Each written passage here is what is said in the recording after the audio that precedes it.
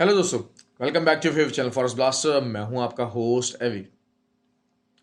Perfect entries for gold and oil और GBP USD और ख़ासकर बहुत इवेंटफुल डे रहा जो मेरे फ्री व्हाट्सएप ग्रुप का लोगों का हिस्सा हैं उनके लिए। क्योंकि फ्री व्हाट्सएप ग्रुप में चलूँ इट्स टोटली फ्री, 100% फ्री है। खाली सिग्नल ग्रुप नहीं है, it is not just a signal group, it's a learning based group and learning is very very important in this field. You have to learn to earn. ये है मेरा concept, ये है मेरा मोटो। इसके लिए फ्री व्हाट्सएप ग्रुप बनाया हुआ है और फ्री व्हाट्सएप ग्रुप हर कोई ज्वाइन कर सकता है। कोई ज्वाइनिंग फीस नहीं है, कोई मंथली चार्जेस नहीं है, आप भी उसको ज्वाइन कर सकते हैं। करना आपको सिर्फ क्या है कि ऑक्टाफिक्स और एक्सनेक्स के ऊपर हमारे आईबी लिंक जो कि वीडियो के डिस्क्रिप्शन में दिए हैं उनके ज़रिए अकाउंट बनाना है और वहाँ पर एक्टिव अकाउंट बना के ट्रेडिंग करके आप उस ग्रुप का हिस्सा बन सकते हैं, क्योंकि एक्टिव ट्रेडर्स ही अलाउड है। और इसके अलावा अगर आप ऑलरेडी ऑक्टाफिक्स और एक्सनेक्स पर ही ट्रेड कर रहे हैं तो फिर आप उस ग्रुप का हिस्सा बन सकते हैं, सिर्फ आईबी नंबर चेंज करके। लाइव चैट पर जाके आईबी नंबर्स भी वीडियो के डिस्क्रिप्शन में मौजूद है, मेरा व्हाट्सएप नंबर भी नीचे मौजूद है। देखिए, मैं हमेशा से आपको कोशिश ये करता हूँ कि खाली सिग्नल्स और उस बेस के ऊपर बातें ना करूँ, आपको पूरा एक डिराइव करूँ, एक मैकेनिज्म, एक पूरा सिलसिला है कि जिसमें आपको एक अच्छा जो है वो अच्छा एक गाइडलाइन भी मिल सके ट्रेडिंग के मतलब। देखिए, खाली सिग्नल्स दे देना, और मैं आपको जिस तरह हमेशा बात करता हूँ कि ग्रुप में बात करता हूँ, ये 20-30 पिप्स वाले सिग्नल्स इनको अवॉइड किया कीजिए। आप इनको अवॉइड करेंगे तभी आप बेहतर रहेंगे, इन द लॉन्गर रन आप फ़ायदे में रहेंगे। हमेशा हमेशा ऑलवेज ऑलवेज अवॉइड देम, जितना आप उनको अवॉइड कर सकें। अच्छे तगड़े, मेरा तो खैर कोई भी सिग्नल जो है वो 100 पिप से कम का नहीं होता। कोशिश होती है कि 100 पिप से ऊपर की बात की जाए ताकि एक अच्छा सॉलिड जो है वो प्लेटफॉर्म मिल सके। अब आज क्या रहा हमारा, सबसे पहले गोल्ड को कवर करते हैं। गोल्ड मैंने आपको बताया था 1815 इज़ द बाइंग एरिया। 2 दफ़ा बाइंग मिली और जब दूसरी दफ़ा मिली तो फिर बहुत अच्छी मिली इस टाइम के ऊपर 1915, और अभी मार्केट 1928 के ऊपर मौजूद है। तो आप समझ लीजिए कि पहले भी दिन के टाइम भी जिन्होंने बाइंग में रहे वहाँ से भी आपको मौका मिला, और ऊपर से सेलिंग जिन्होंने की 35 का एरिया भी रेजिस्टेंस एक बनी हुई 35-37 की रेजिस्टेंस बताई थी, तो वो उन्होंने भी अच्छा प्रॉफिट निकाला। बल्कि 11 तक मार्केट गई, क्योंकि 24 को एक दो दफ़ा रीटेस्ट जब किया, जब दोबारा से 35 को रीटेस्ट करने के लिए आया, तो उस टाइम मैंने ग्रुप के अंदर मैसेज छोड़ा कि जी ये यहाँ से अगर 35 से रिजेक्ट होगा तो इस दफ़ा ये जो 24 की सपोर्ट है वो भी तोड़ देगा, और वही हुआ। 24 की भी जो सपोर्ट थी वो भी टूटी और मार्केट 11 तक गई, और 15 से 12 बाइंग दोबारा ली गई। और जिन्होंने मेरी वीडियो को फॉलो किया, सिंपल तरीन वीडियो थी, सिंपल तरीन लेवल से, उसके अंदर प्रॉफिट में ही रहे होंगे।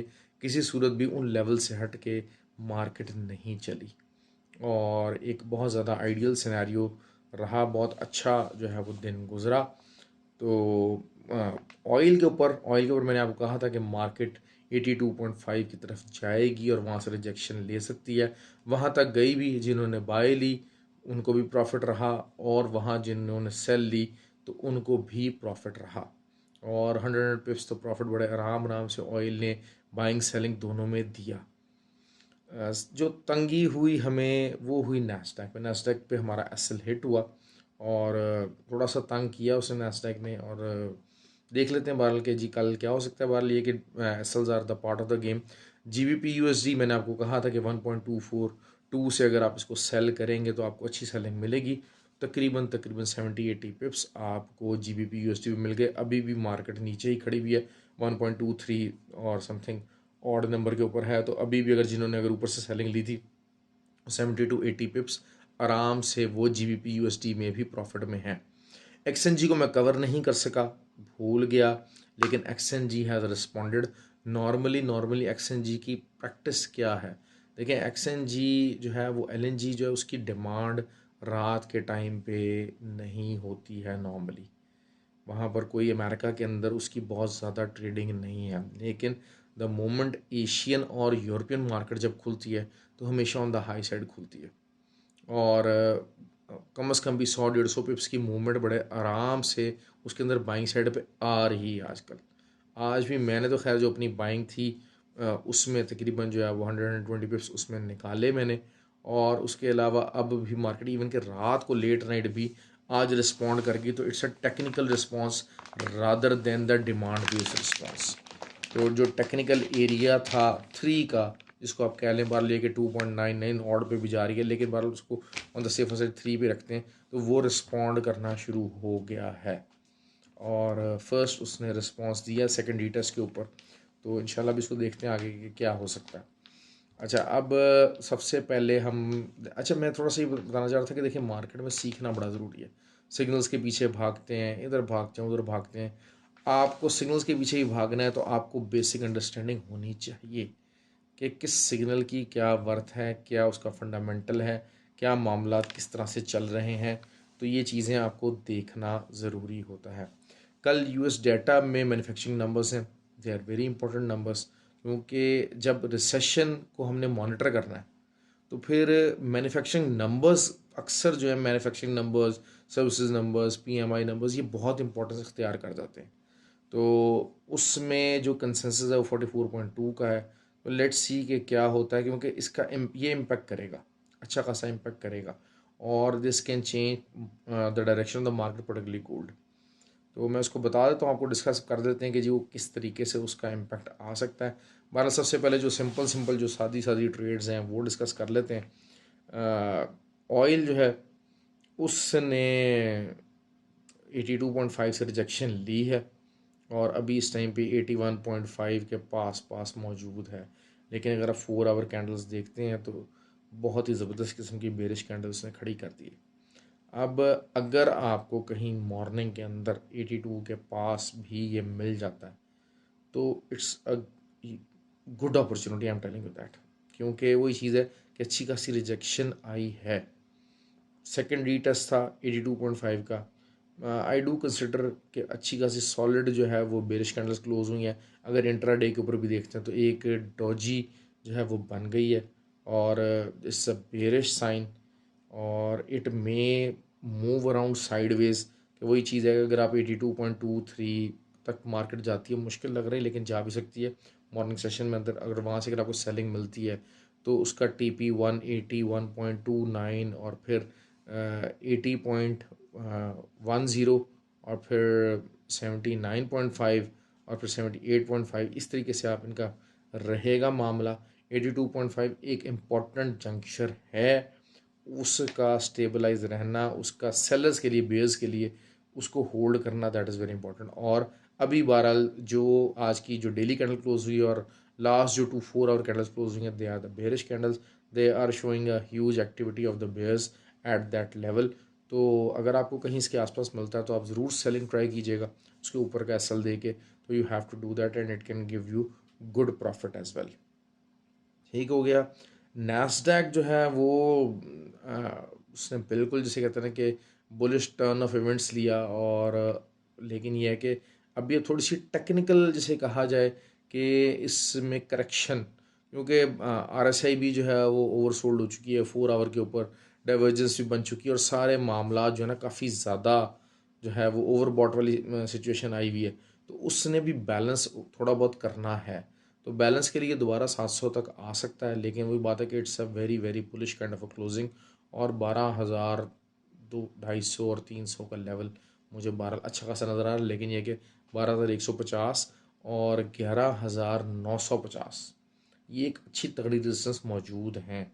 यहाँ से आप सेलिंग की ट्रायल ले सकते हैं, लेकिन वही बात है कि एक बहुत कमाल की सेलिंग आपको मिल सकती है 12,250 के पास या 12,150 के पास अगर जाता है तो। लेकिन अभी फ़िलहाल आई डाउट इट, क्योंकि बेसिकली जो इस मंथ आपका GDP डाटा, GDP नॉर्मली बहुत ज़्यादा जो है ना उसके ऊपर डिपेंड करता है। मैं बार बार आपको एक ही बात कर रहा था कि नास्डैक बुलिश है, नास्डैक बुलिश है, ऑल्दो कि हमने एक सेलिंग अटैम्प्ट की, उसमें असल हिट हो गया, कोई बात नहीं, it's all part of the game. तो लेकिन ये है कि जो बुलिशनेस का उसका जो लेवल था वो निकाला हुआ था, उसकी तरफ नास्डैक रवा दवा है। और Nasdaq can always give you the very good and quick profit. और तो बहरहाल सारी ओवरसोल्ड कंडीशंस हैं, ओवरबॉट कंडीशंस हैं, RSI हर चीज़ जो है वो काफ़ी ज़्यादा ओवरबॉट है। तो इस वजह से उसको बैलेंस करना होगा, और बैलेंस के लिए 11,700 का एक लेवल है। अगर वहाँ से भी आपको रीटेस्ट के ऊपर अच्छी 4 आवर कैंडल्स बाय की मिलती है तो आप ज़रूर बाय कीजिए, और उसका टारगेट 12,150 तक लाजमी हो सकता है। ओके जी।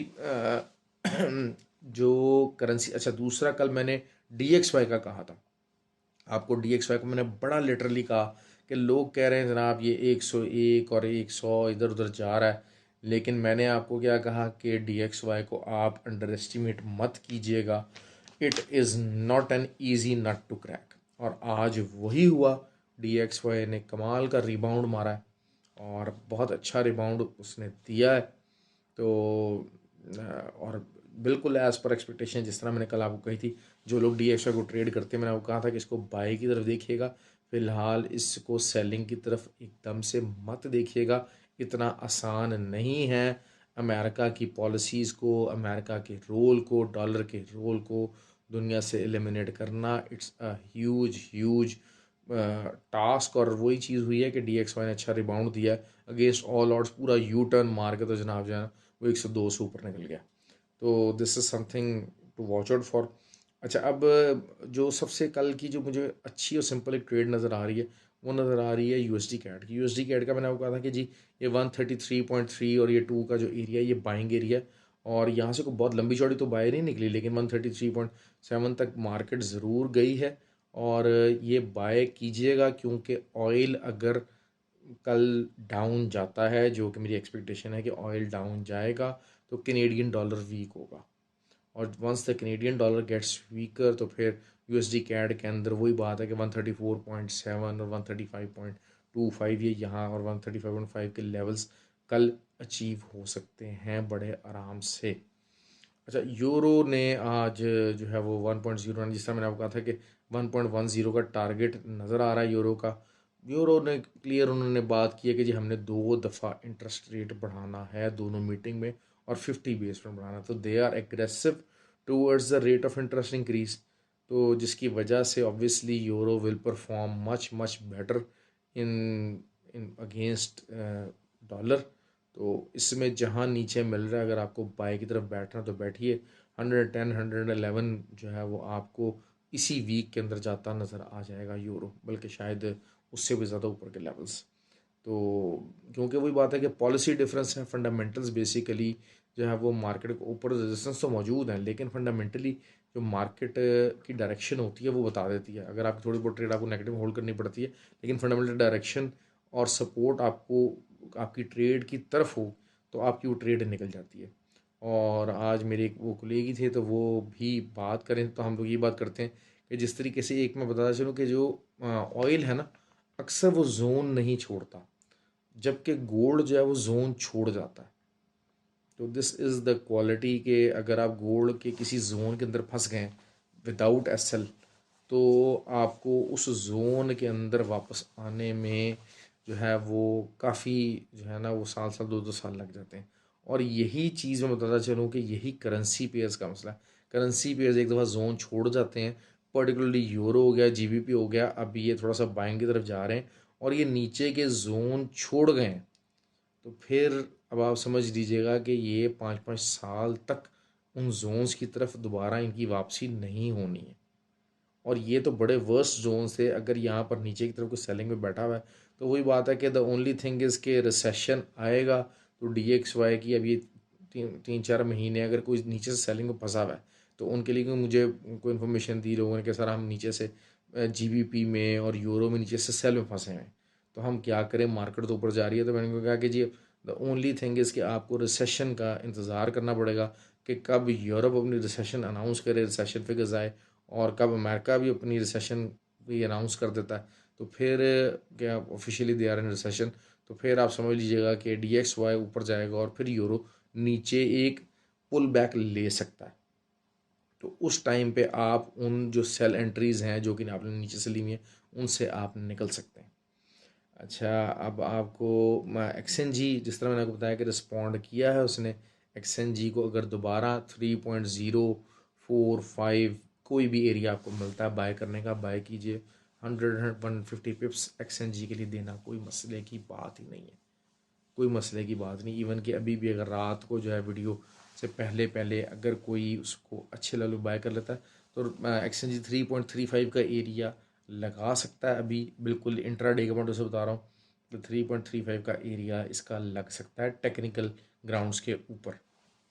और जिस तरीके से मैं कहता था ना कि जी यूरो और ये जीबीपी अपनी 20-20 साल की डाउन वैल्यू के ऊपर आए हैं, तो उसी तरीके से एक्सचेंज भी काफ़ी डाउन आया हुआ है। इसको अगर आपको बहुत ज़्यादा भी होल्ड करना पड़ता है तब भी आप लाजमी होल्ड कीजिए, क्योंकि it can give you very very huge and good profits in future. ये हो गई बात। अच्छा जी, गोल्ड की ट्रेड अब कैसे होगी? गोल्ड की भी जो बेसिकली डेली की जो कैंडल बनी है वो सेलिंग कैंडल है मेरे हिसाब से। It has shown a pretty much bearish activity, और बहरहाल बुल्स आर देयर जो कि मौजूद हैं, लेकिन कल भी एक इसी किस्म की बेरिश कैंडल बन सकती है। 35, 37, 38, 42 ये एक आपके बहुत ही अच्छे सेल एरियाज़ हैं अगर ये मिलते हैं तो। बहरहाल मुश्किल है, अगर 28, 29, 30 वगैरह के पास भी अगर आपको कहीं मिल जाता है तो 40, 44, 45 के एसल रखें। थोड़ा बड़ा एसल बता रहा हूँ, लेकिन ये कि नीचे के जो एरियाज़ हैं 15 तो दोबारा है ही है। ठीक है, 24 की ज़रा जो सपोर्ट है वो वीक हो चुकी है, तो 15 तो है ही है दोबारा, और उससे नीचे का भी एरिया आ सकता है कल। लेकिन ये डेटा से पहले पहले की बात है, और जहाँ तक मेरा अंदाज़ा ये है कि द मोमेंट यूएस डाटा आएगा, जो डाटा कंसेंसस है वो ऑन द हायर साइड है, जबकि मेरा अंदाज़ा ये है कि it can shock the world, और शायद 44 से 44.2 का जो कंसेंसस है उससे नीचे डाटा आए, और this will give aid to the recession pressure to the US economy. तो फिर वहाँ से आप ये चीज़ देख सकते हैं कि गोल्ड जो पंप होगा उस टाइम के ऊपर जहाँ भी प्राइस होगी, तो गोल्ड कैन पंप, और ऑयल जो है उस डाटा की वजह से ऑयल नीचे की तरफ जाएगा। और उसके अलावा क्या हो सकता है कि जो करेंसी पेयर्स हैं दे कैन रिस्पॉन्ड वेरी वॉलेटाइली, क्योंकि जो DXY है वो भी सेलिंग की तरफ जाएगा। देखिए, जो कंसेंसस है उसके मुताबिक तो उसका इतना इम्पैक्ट नहीं आएगा, लेकिन मेरा अंदाज़ा ये है कि कंसेंसस से डाटा कम आना चाहिए। बहरहाल इट्स अ प्रोडिक्शन, और प्रोडिक्शन में आप आगे भी सोचते हैं, लेकिन ये है कि जो मार्केट के हालात चल रहे हैं, जो उनके इकॉनमी के हालात चल रहे हैं, तो मैं उस पॉइंट ऑफ व्यू से अपना एक एनालिसिस दे रहा हूँ कि हाँ, ये क्योंकि इकोनॉमिक्स मेरा सब्जेक्ट रहा है, तो उसके हिसाब से it is a difficult thing कि ये अपनी एक्सपेक्टेशन मीट करे। और अगर ना मीट की तो ऑब्वियसली रिसेशन नॉक करेगी, तो रिसेशन नॉक जब वो करेगी तो उसमें गोल्ड के ऊपर इम्पैक्ट काफ़ी ज़्यादा इसका बुलिश आ सकता है। जहाँ पर भी होगा तो गोल्ड आपको वहाँ पर अपनी सेलिंग्स को प्रॉफिट में बुक कर लीजिएगा, और फिर वहाँ से बाय कीजिएगा, तो आपको 100-120 पिप्स बड़े आराम से, मेरे अंदाजे के मुताबिक बाइंग में आपको वहाँ से निकल सकते हैं बड़े आराम से। और उसके अलावा जो करेंसी पेयर्स हैं वो भी जो है वो यूरो और जीबी पर्टिकुलरली ये बाइंग की तरफ जाएंगे, क्योंकि DXY डॉलर जो है ना वीक होगा। कैनेडियन डॉलर भी जो है वो सेलिंग में जा सकता है, लेकिन कोई बहुत ज़्यादा ह्यूज सेलिंग इम्पैक्ट उसका नहीं आएगा, वो अपनी रेंज के अंदर ही रहेगा। तो ये चीज़ें थी मार्केट की। कल के मार्केट किस तरीके से चल सकती है और क्या क्या कुछ हो सकता है मार्केट के अंदर, मैंने आपको पूरा डिटेल में एक्सप्लेन किया है। और कोशिश करता हूँ कि अपनी बेस्ट एफर्ट्स के साथ आप सब लोगों को गाइड करूँ, अपनी जो बेस्ट नॉलेज है उसके साथ मैं वीडियो बनाऊँ। एक कॉपी ट्रेडिंग से रिलेटेड जो है वो इंशाल्लाह बात करूँगा, आपसे डिस्कस करूँगा। मेरे ग्रुप मेंबर्स जो हैं वो तो जानते हैं उस कॉपी ट्रेडिंग वाले जो सारा सीक्वेंस टाइम पे चल रहा है, तो इंशाल्लाह जो मेरे वैसे व्यूअर्स हैं उनसे भी इंशाल्लाह बात करेंगे उसके मतलब, और बताएंगे। कोशिश ये होती है कि हर तरह से जिस तरह भी हेल्प हो सके लोगों की वो की जाए, और उसमें गाइडलाइन प्रोवाइड की जाए। अगर आपको जो है वो लगता है कि हाँ जी मेरी वीडियोज़ के अच्छा इम्पैक्ट आ रहा है, आपको हेल्प मिल रही है, आपको कुछ हो रहा है, तो प्लीज़ कमेंट ज़रूर किया कीजिए। Comment gives lot of motivation, और आपके जो कमेंट्स होते हैं वो हमें गाइडलाइन भी प्रोवाइड करते हैं। कुछ लोग कहते हैं अच्छा मुझे अब GRE 30 का कह रहे थे, टू बी ऑनेस्ट यार मैंने GRE 30 पे कभी काम नहीं किया। I really don't even have an idea, क्योंकि बात वो होता है कि किसी भी चीज़ के खाली लेवल बता देना टेक्निकल टर्म्स के ऊपर, it is not that simple. आप ज़री बात है मेरे ऊपर वीडियो उसके ऊपर बात करके, मेरी जो बात है उसके ऊपर ट्रस्ट करके अपना पैसा इन्वेस्ट करेंगे, तो दैट्स अ ह्यूज रिस्पॉन्सिबिलिटी। और मुझे वो ह्यूज रिस्पॉन्सिबिलिटी लेने के लिए सबसे पहले काफ़ी मेहनत करनी पड़ेगी, नए से तैयार करना पड़ेगा। अभी मैं ओवर बर्डनाइज हूँ, वर्कलोड बहुत ज़्यादा है, तो कोशिश तो करूँगा कि इंशाल्लाह कर सकूं, लेकिन अगर नहीं कर सकता वो भाई मुझे बार बार मैसेज करते हैं वीडियो के नीचे, तो भाई उनके लिए स्पेशल इंशाल्लाह कोशिश मैं लाजमी करूँगा। I will try to explain that, क्योंकि ज़री बात है देखिए आपके सामने जो वीडियो की जो चीज़ें हैं वो बढ़ती जा रही हैं। अब देखें लोग ज़्यादातर नॉर्मली 8-10 मिनट की वीडियो बनाते हैं, एक गोल्ड को कवर करते हैं या एक ऑयल को कवर करते हैं। तो मैं आपको कोशिश करके को मैक्सिमम जितने पेयर्स हैं वो ज़्यादा से ज़्यादा कवर करता हूँ। बाद में मुझे आपने कहा डाउ जोन्स को कवर कीजिएगा, नास्डैक वो मैंने कवर करना शुरू कर दिया, एक्सएनजी का काम मैंने वो कवर करना शुरू कर दिया। अब चीज़ें बहुत ज़्यादा एक्सपैंड हो रही हैं, तो मेरे लिए उस चीज़ों को एक प्रॉपर गाइड करना बड़ा मुश्किल हो जाता है, और कोशिश होती है कि एफ़र्ट की जाए। तो इंशाल्लाह आई होप कि in future I will be able to do that. ख्याल रखें अपना जी। Have a good day. Thank you very much.